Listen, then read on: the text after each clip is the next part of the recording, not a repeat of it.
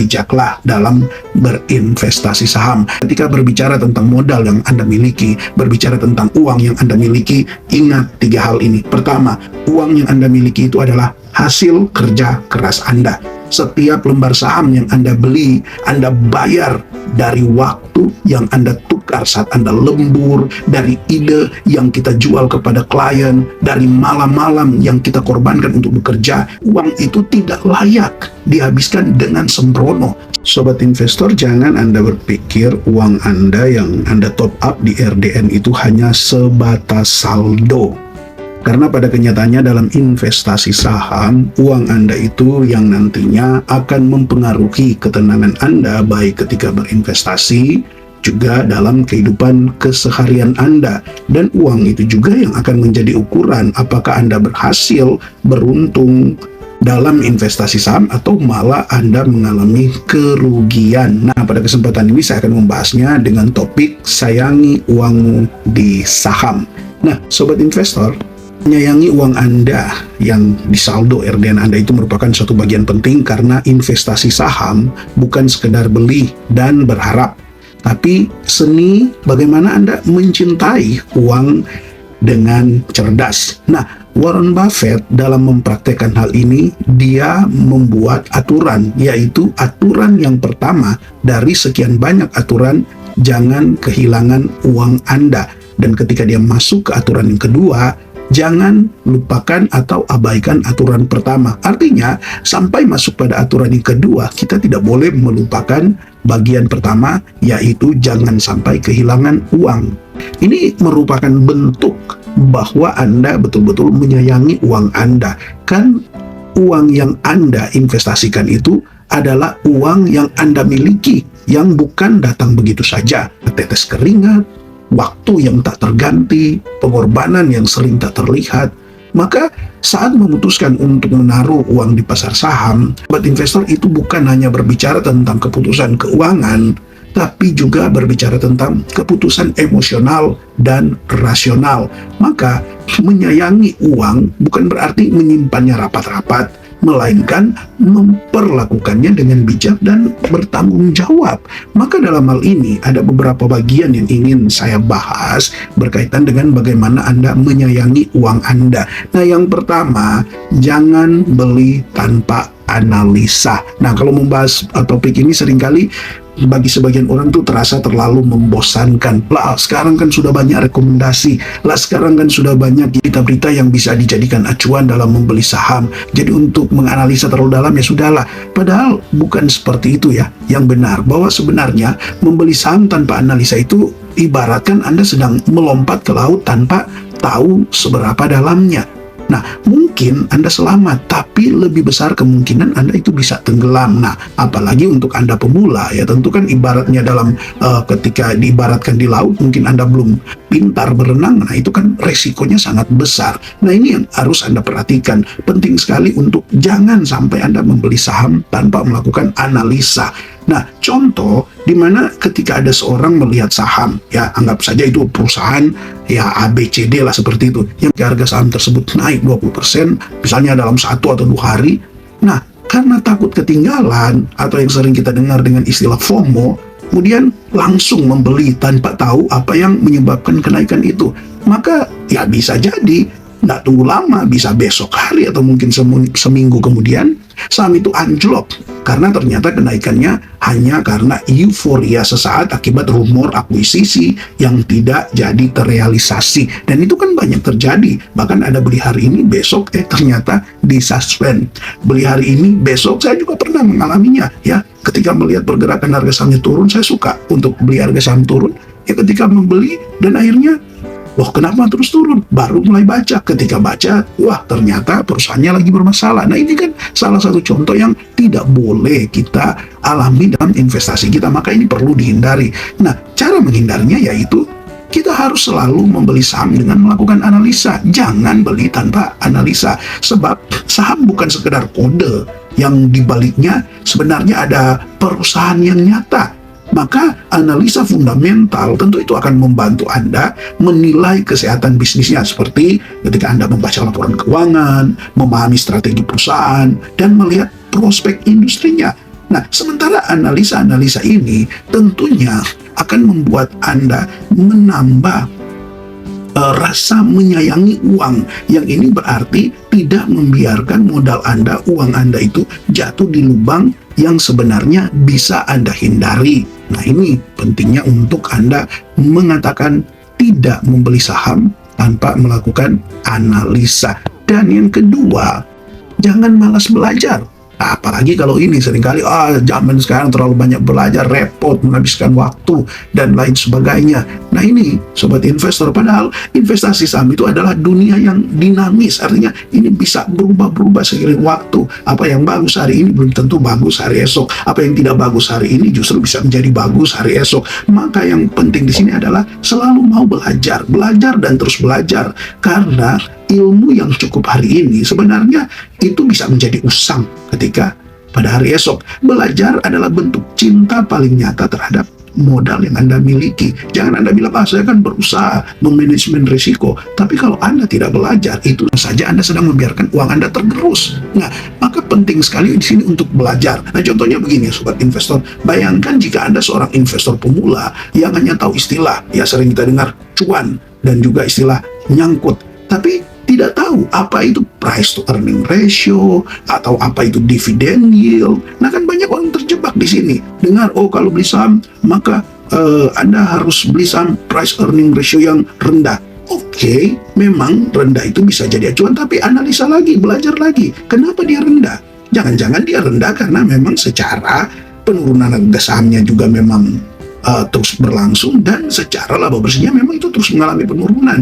Nah, maka penting bukan cuma tahu apa itu price earning ratio, tapi selami lebih dalam lagi. Dan juga jangan hanya menginginkan saham-saham yang membagikan dividen yield yang tinggi tanpa mau belajar kenapa dia boleh membagikan dividen yield yang tinggi. Anda juga perlu belajar apakah memang dividen yield yang dibagikan sekarang masih juga akan setidaknya sama di tahun yang akan datang, atau kalaupun dia turun, ya turun karena memang jika ada penurunan laba bersihnya. Tapi jangan sampai dividen yield yang ditawarkan justru sebenarnya itu hanya bersifat sementara. Nah, ini kan Anda harus belajar apa itu yang namanya dividen yield. Juga Anda perlu tahu ya bahwa seorang investor itu kalau dia tidak belajar maka dia akan cenderung bingung ya saat pasar bergejolak. Seperti contoh ketika Anda memburu saham yang membagikan dividen, ketika masuk di ex-date, sahamnya kan akan menyesuaikan. Tidaknya dia akan turun ya, kurang lebih lah, bisa kurang, bisa juga lebih besaran dividen yield yang dibagikan. Nah, kalau tidak belajar dengan hal ini, maka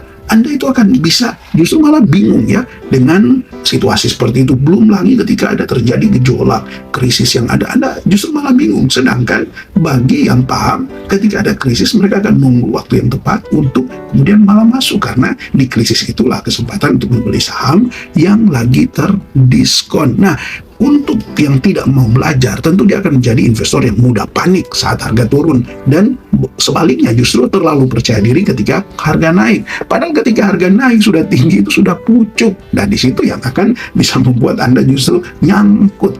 Ya, Anda buat nyangkut itu bukan karena Anda tidak berani. Anda nyangkut itu bukan karena Anda tidak punya modal, tapi Anda bisa nyangkut itu ketika Anda membeli karena tidak belajar bahwa di harga yang tinggi potensi untuk Anda nyangkut itu jadi lebih besar. Maka perlu belajar, karena sobat investor, dengan belajar kita bisa tahu bagaimana sebenarnya diversifikasi bisa melindungi portfolio kita, bagaimana juga kebijakan-kebijakan yang ada bisa mempengaruhi pergerakan harga saham, dan atau bagaimana konflik global ya seperti yang sekarang sedang terjadi itu bisa menggoyang pasar. Nah, untuk itu menjadi investor yang terus belajar bukan hanya demi keuntungan, tapi juga demi ketenangan dalam setiap Anda mengambil keputusan ketika Anda mengalokasikan uang yang Anda miliki atau modal Anda.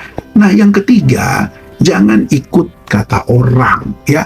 Uang Anda, hasil kerja keras Anda, hasil keringat Anda. Kenapa Anda lebih memilih untuk mengikuti apa kata orang? Belajar dari orang boleh, tetapi jangan sampai Anda justru hanya ikut kata orang ketika berinvestasi. Karena kata orang hari ini bagus, belum tentu saham itu bagus ke depan. Atau sekalipun benar kata orang itu bagus, kan ketika Anda membeli bukan karena hasil analisa Anda, itu Anda tidak punya keyakinan. Ketika harganya koreksi, padahal koreksinya hanya sesaat, Anda pasti akan menjual. Dan ketika menjual, Anda pasti dalam kondisi rugi. Nah, pasar saham itu banyak sekali berita, pasar saham itu banyak sekali suara, baik itu dari grup WhatsApp, baik dari YouTube, sampai ke akun-akun media sosial yang lain, yang tentunya ini bisa mempengaruhi keputusan Anda dalam membeli saham, dalam mengalokasikan uang yang Anda miliki. Tapi sobat investor, menyayangi uang itu berarti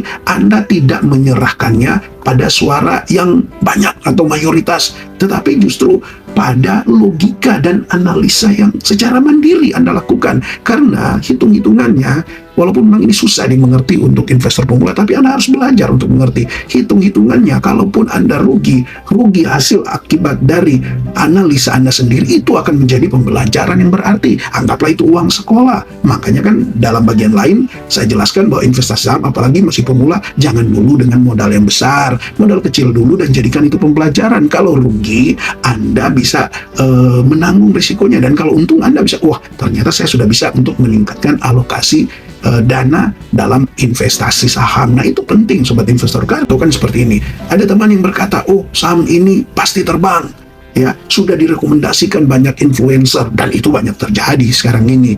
Nah, jika tanpa pikir panjang kemudian Anda ikut membeli, tapi Anda lupa bahwa setiap orang itu punya profil risiko masing-masing, setiap orang itu punya horizon waktu masing-masing, time frame-nya beda-beda, dan tujuan investasi yang berbeda-beda. Nah, misalnya begini, ketika Anda membeli dengan tujuan untuk jangka panjang, tapi ternyata saham yang direkomendasikan itu adalah saham yang hanya bersifat sementara, mungkin hanya 1-2 hari dia naik, kemudian dia bisa terjun bebas. Nah, Anda salah kan? Tujuan investasi Anda tidak demikian, time frame Anda tidak demikian. Nah, maka apa yang cocok untuk orang lain itu belum tentu cocok juga untuk Anda. Maka dari itu ya sobat investor, bijak-bijaklah dalam berinvestasi saham. Karena ketika berbicara tentang modal yang Anda miliki, berbicara tentang uang yang Anda miliki, ingat 3 hal ini. Pertama, uang yang Anda miliki itu adalah hasil kerja keras Anda. Setiap lembar saham yang Anda beli, Anda bayar dari waktu yang Anda tukar saat Anda lembur, dari ide yang kita jual kepada klien, dari malam-malam yang kita korbankan untuk bekerja. Jadi uang itu tidak layak dihabiskan dengan sembrono. Sayangi uang Anda. Yang kedua, Anda harus ingat, uang yang Anda miliki itu adalah biaya hidup untuk sekarang. Jadi investasi memang juga untuk masa depan. Tapi jika kita tidak bijak, bisa-bisa uang yang seharusnya bisa juga dipakai untuk kebutuhan sekarang, maka itu akan menjadi jebakan di saham yang nyangkut. Maka sobat investor, selalu pastikan bahwa uang yang Anda investasikan itu bukanlah dana darurat atau dana kebutuhan pokok. Menyayangi uang dalam investasi itu juga memang harus dimulai dari awal. Ketika Anda mengalokasikan, pastikan yang Anda alokasikan itu bukanlah dana darurat atau dana kebutuhan pokok. Dan yang ketiga, Anda harus ingat bahwa uang itu adalah tabungan masa depan. Ya, entah untuk biaya pendidikan anak, untuk rumah pertama Anda, atau untuk dana pensiun Anda yang ya Anda mau tenang lah. Uang ini kan punya tujuan mulia, asalkan Anda bisa mengelolanya dengan baik. Ya, tentu dalam hal ini jangan biarkan modal yang Anda miliki itu tersesat di jalan yang hanya karena Anda terlalu terburu-buru mengikuti tren. Ingat, sayangilah uang Anda. Maka sobat investor, menyayangi uang dalam dunia saham itu bukan berarti takut mengambil resiko ya, tidak juga demikian. Tapi ini artinya Anda berani melangkah dengan ilmu ya, bukan dengan spekulasi, bukan dengan sembrono, tapi benar-benar dengan ilmu, dengan pertimbangan yang matang, dan juga dengan kendali emosi, sehingga Anda bisa berinvestasi dengan benar. Karena uang yang disayang dengan bijak akan tumbuh dan kembali pulang kepada Anda dengan membawa teman-teman baru yang bernama keuntungan. Ingat sobat investor, saham bukan jalan cepat untuk kaya, tapi bisa menjadi jalan yang bersifat lebih pasti mengalami keuntungan jika dilalui dengan disiplin, sabar, dan penuh perhatian pada setiap rupiah yang Anda punya. Oke, sobat investor, mungkin ini dulu yang bisa dibagikan dalam kesempatan ini. Jika Anda punya tanggapan, punya topik-topik yang lain untuk melengkapi topik ini, silakan Anda tuliskan di kolom komentar.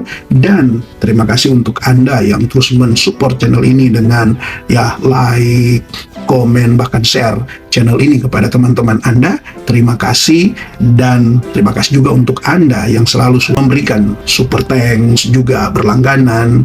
Tentunya terima kasih dan salam IHSG Investor harus selalu gembira.